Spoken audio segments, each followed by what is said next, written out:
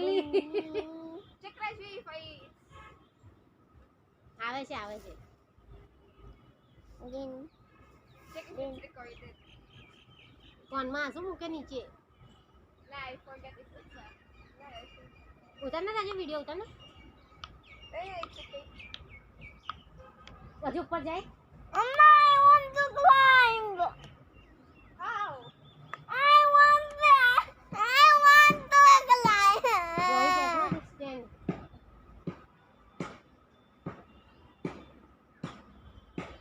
Mama, Ow! I want to climb. I want to climb. જો આ કોણ છે? આરાધના છે કે તુલસી છે? રાજવી જો તમે. Ow! તો બીજું કોક. Aradhana na puja sa malaw. આ છોકરાની રમત. ગરમ છે ગરમ છે.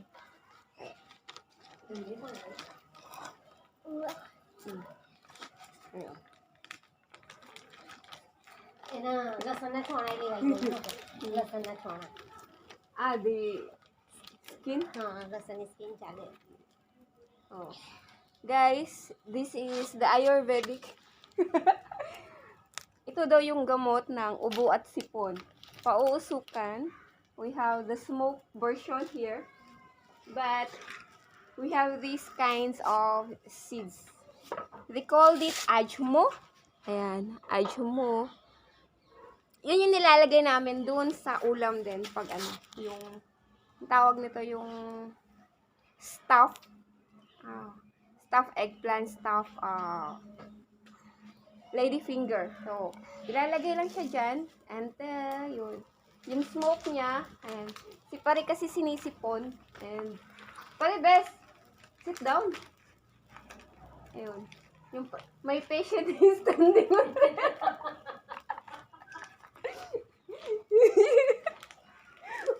Ay! Best!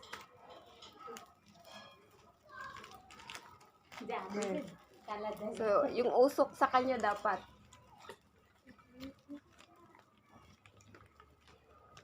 They said that ajmo seeds is from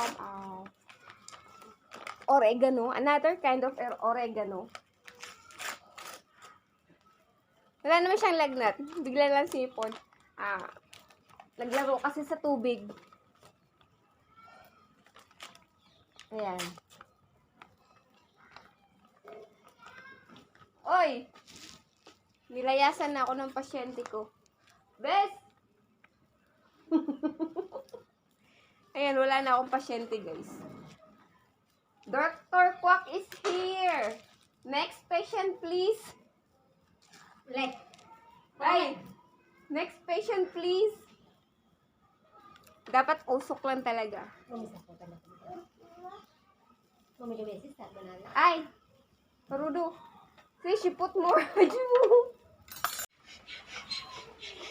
Hello guys, welcome to our channel, and today I just want to share that this month, the first week of February, is the anniversary of the Gujalaty Vlogs. Okay, happy tayo kasi we reached 1 year already. Akala ko after few months sinukuan ko na talaga.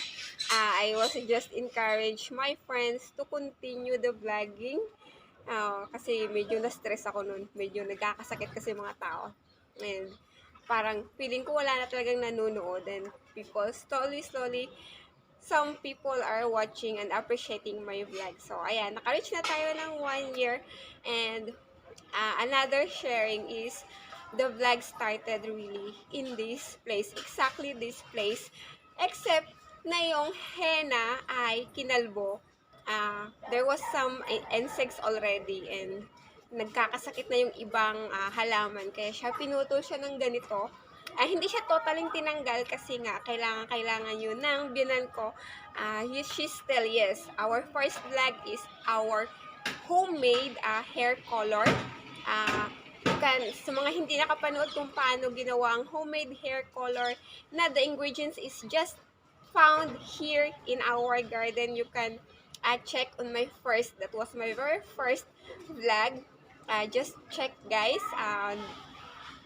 Ayun na nga, pinutol nga siya. So, Now, the gardens also, hindi masyadong nilagyan ng halaman kasi in this year, in the past few months, medyo may mga ahas na pumapasok na kung saan-saan. Kaya, hindi muna nilagyan ng mga halaman. Pero mayroong mga paunti-unti, pero hindi talaga siya kagaya dati na dikit-dikit kasi nga natatakot kasi may mga bata dito and bigla na lang pumapasok yung ahas. Kahit malinis, yung ahas pumapasok ng pumapasok. So, ayan. So, itong lugar na to, saksi ito doon sa ibang mga vlogs ko, updates, garden updates, and then dito naman yung papaya natin. Yung papaya natin na halos hindi ko na siya maakyat kasi sobrang tangkad na niya. And the lemon tree na 3 years old na starting na namumulaklak na siya, guys. Saan na ba yun? Hanapin natin to. Yan, ikot tayo. So, wala tayong usual vlog and full vlog. Parang ikot lang tayo dito sa garden namin. And showing the flowers of... Ayan, kinabaran ko pala. Hindi na makita. So, ayan, yung bulaklak. Nakita ba? Ayan, ako lang palang nakakita. So, ayan, may bulaklak na siya. White colors. So, yan yung first flower. So, we're not expecting na magbubunga talaga siya. Pero, it's a start. So, parang yung bayabas ko sa likod ng bahay. Last year, namunga ng isa. I mean, namulaklak siya, pero meron tayong bagyo noon ng month of May. So, nawala yung bulaklak. Merong isa na bunga nakasurvive. So, dito, hindi tayo nag-e-expect na meron talaga siyang bunga. Hinayaan na lang na malaglag muna. Pero siguro next year, we're expecting a fruit from that tree. And, itong papaya na to naman pala, meron siya ditong bunga na malapit. So, we're planning to cut it siguro next month. Yan. Parang pauubusin ko lang yung yung mga sayang kasi yung mga malalaki, may mga malalaki siya, pero hindi pa siya ready. So, pag ready na yon, puputulin na lang siya dito, tapos hayaan, baka may magsanga-sanga. Pero, ayan, meron tayong alugbati. Yung alugbati natin, namumulaklak. Pero isang puno lang talaga ang tinira ko kasi nga, masyado nang, yan, tinanggal namin lahat dito. And, yan, may mga papaya din tayo dito, guys. Ayan, yung papaya natin, yan, ayaw na ayaw ni Lula ng papaya sa bahay talaga. Binantayan ko lang talaga ako. Kung hindi nag-pandemic, malamang tong papaya na to, binunot na niya kasi every time I tried to plant papaya, pag gumala ako, siguro mga nag-out of town ako ng 2 to 3 days, pagbalik ko wala na. Ayaw niya talaga. So, ito talaga binantayan ko kasama ng father-in-law ko na sinuportahan na hindi masamang magnakaw ng papaya. Pero may naman siyang mga explanation according to the zodiac sign. Kailangang alamin daw kung bagay ba sa akin na magtanim ng papaya or baka daw kasi parang kamalasan ang nangyayari pag hindi daw angkop sa zodiac sign ko yung pagtatanim ng papaya. So, ganun daw parang luluha. So, hindi ko maintindihan kung paano yun, pero alam ko kasi sa Pilipinas nakapagtanim na ako ng papaya. So, parang wala naman. Siguro nasa paniniwala na lang din na kung yung kamalasan sa buhay, idadamay mo yung papaya. Ayan. So, sa mga naniniwala, okay lang naman. Walang problema doon. Ito. Ayan, yung kamatis natin. Then, may mga bunga. Actually, malalaki siya. Pero, there's green kasi nga yung weather. Pero, ayan, kumikintab na siya. It means, getting ready. And, yan.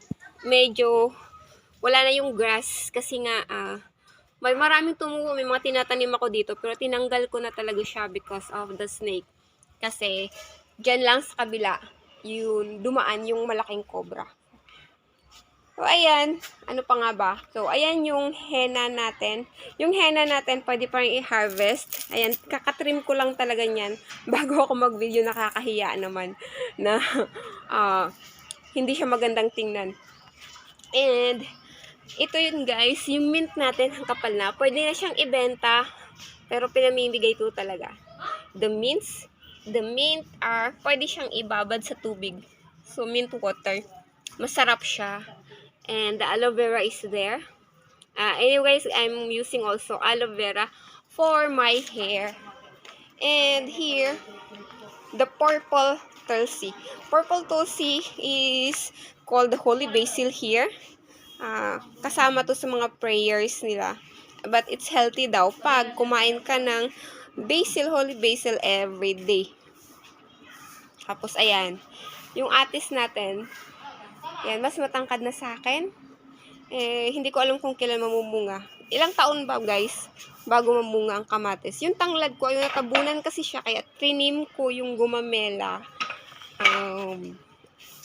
para magkaroon siya ng sun at tutubo siya ulit. Hindi naman siya namatay. And dito naman, kasama to noon nung I was vlogging the homemade hair color. Inakit ko pa tong puno na to kung natatandaan nyo sa mga nakapanood. Pero ngayon hindi ko na siya akitin kasi pinutol. Tuluyan nilang pinutol para hindi ko na siya aakitin. Ayan, malapit na lang. Kasi dati guys, binibenta namin. Pero nung pandemic, hindi namin binibenta sa kapitbahay. Pero may mga pumupunta dito para bilhin yung lahat ng dahon. Parang sa bawat puno, kumikita kami ng 100 rupees. Hindi naman ganun karami. Akala kayong bentahan. Pero, sabi nga ni Lola, pera na din yun. Ayan. So, maganda yung dahon niya. Pag pinutol, pag na-trim out siya, ang ganda. Tapos, pag andi dito ka guys, ramdam na ramdam mo yung yung feel mo talaga yung bango niya. Na humahalimuyak yung amoy ng curry leaves. Tapos, ito naman yung kamatis din. Ayan. Hindi ko na siya tinali. Pero, ayan, yung bunga. Kaumpisa pa lang naman. Kung itatali ko na naman ulit siya. Usual, ito yung kahoy namin. Ayan, part of our vlogs, the Gujalative vlogs, ay yung panggatong. Kasi, ayan, trabaho yan ni Lola guys. Siya talaga ang pumutol. Kasi nga, di ba, hindi ko na kayang, kaya ko naman sigurong magsibak. Pero, kagagaling ko lang, di ba? Last month, inatake ako ng sakit. Kaya pinipigilan ko yung sarili ko na magtrabaho ng mabigat para hinayaan si Lola. So, yun guys, yun yung vlog natin. Pasasalamat at nakarating tayo ng 1 taon.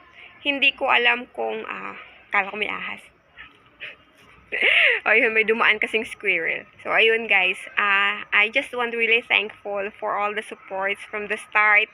Yung mga humabol, yung mga nanood mula sa umpisa hanggang sa dulo.